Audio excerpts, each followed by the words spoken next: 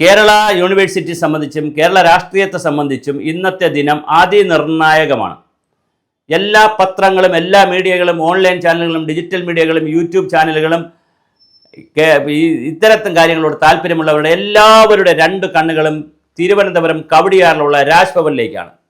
മുഴുവൻ ആളുകളും രാജേന്ദ്ര ആർലേക്കർ എന്ത് തീരുമാനമെടുക്കുമെന്ന് അറിയാനാണ് ഇരിക്കുന്നത്. ഞാൻ പറഞ്ഞു കേരളത്തിലെ മുഴുവൻ 3,60,00,000 ആളുകളല്ല, അവർക്ക് വേറെ പണിയുണ്ട്.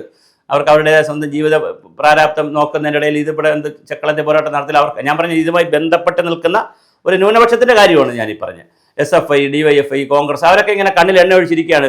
എനിക്ക് തോന്നുന്നു എല്ലാ പാർട്ടി ഓഫീസിലും കൊടി മറ്റ് എല്ലാ ആയുധങ്ങളും തയ്യാറായിരിക്കണം. ആയുധം എന്ന് പറഞ്ഞാൽ മാരകായുധമല്ല, ഞാൻ ഈ പറഞ്ഞ ഇരുമ്പ് അങ്ങനത്തെ സാധനങ്ങളല്ല, കൊടി പിന്നെ ബാനർ, തോരണം, ഫ്ലെക്സ് ഒക്കെ തയ്യാറാക്കിയിരിക്കുകയാണ് ഇദ്ദേഹത്തിനെതിരെ, കരിങ്കൊടിയൊക്കെ ആർക്കെതിരെ, ആർലേക്കർക്കെതിരെ ഇറങ്ങാൻ. കാരണം എന്താണെന്ന് വെച്ചാൽ ആർലേക്കറിൻ്റെ വളരെ കൃത്യമായൊരു തീരുമാനം വരാൻ സാധ്യതയുണ്ട് എന്നാണ് കേൾക്കുന്നത്.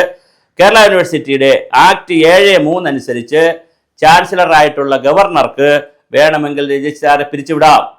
അപ്പോൾ ഏത് നിയമമനുസരിച്ചാണ് രജിസ്ട്രാറെ പിരിച്ചുവിട്ടതെന്നുള്ളൊരു ക്ലാരിറ്റി കുറവൊക്കെ ഉള്ളത് കൊണ്ടാണ് അത് നമ്മുടെ കേരള ഹൈക്കോടതി ഇന്നലെ രജിസ്ട്രാറായിരുന്ന ഡോക്ടർ അനിൽകുമാറിൻ്റെ കേസ് എടുക്കാത്തതും അനിൽകുമാർ പിൻവലിച്ചതും. അതിന് ഞങ്ങൾ അഭിപ്രായം പറയുന്നില്ല എന്ന് പറഞ്ഞു.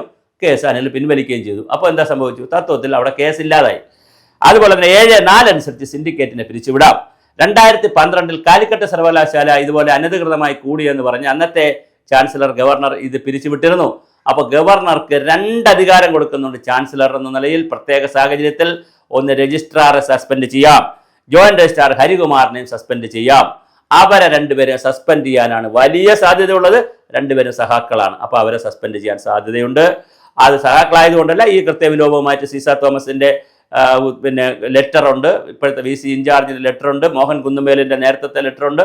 ഇതെല്ലാം കൂടെ വെച്ചുകൊണ്ട് രാജേന്ദ്ര ആർലേക്കർ ചിലപ്പോൾ തീരുമാനിച്ചേക്കാം. എന്താ തീരുമാനിക്കുക എന്ന് പറഞ്ഞാൽ, രജിസ്ട്രാറെ പിരിച്ചുവിട്ടു, ജോയിന്റ് രജിസ്ട്രാർ ഹരികുമാറിനെ പിരിച്ചുവിട്ടിരിക്കുന്നു, അതോടൊപ്പം തന്നെ സിൻഡിക്കേറ്റും പിരിച്ചുവിട്ടു, പുതിയ സിൻഡിക്കേറ്റ് പുനഃസംഘടിപ്പിക്കുന്നു എന്ന് പറയുന്ന വാർത്ത വരാൻ വലിയ സാധ്യതയാണുള്ളത്.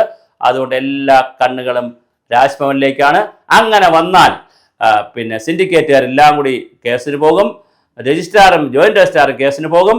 അതിനെ കൗണ്ടർ കേസുമായി സീസ തോമസ് പോയേക്കാം, ഗവർണർ അവിടെ നിന്ന് ചിലപ്പോൾ കേസിന് പോയേക്കാം. വലിയ പ്രക്ഷോഭം നാളെ അല്ലെങ്കിൽ ദേശീയ പണിമുടക്കാണ്. അതിൻ്റെ കൂടെ കൂനിന്മേൽ കുരുപോലെ ഇങ്ങനെ വീണ്ടും ഒരു പ്രശ്നമുണ്ടായേക്കാം. അടിസ്ഥാനപരമായി ചിന്തിച്ചാൽ ഇതെന്തിനു വേണ്ടി? ഭാരതാംബയൊക്കെ ഉണ്ടായിട്ട് നൂറ്റാണ്ടുകളായി RSSൻ്റെ വേദിയിലും അല്ലാത്ത വേദികളിലെല്ലാം ഒരുപാട് പൊതുവേദികളിലും ഹിന്ദുക്കൾക്ക് ഒരു പ്രാമുഖ്യമുള്ള എല്ലാ വേദികളിലും അമ്പലങ്ങളിലും ഒക്കെ ഈ RSSൻ്റെ ഈ ഭാരതാംബയുടെ ചിത്രം വയ്ക്കുന്നു, പൂജിക്കുന്നു, ആരാധിക്കുന്നു ഒക്കെ ചെയ്യുന്നു.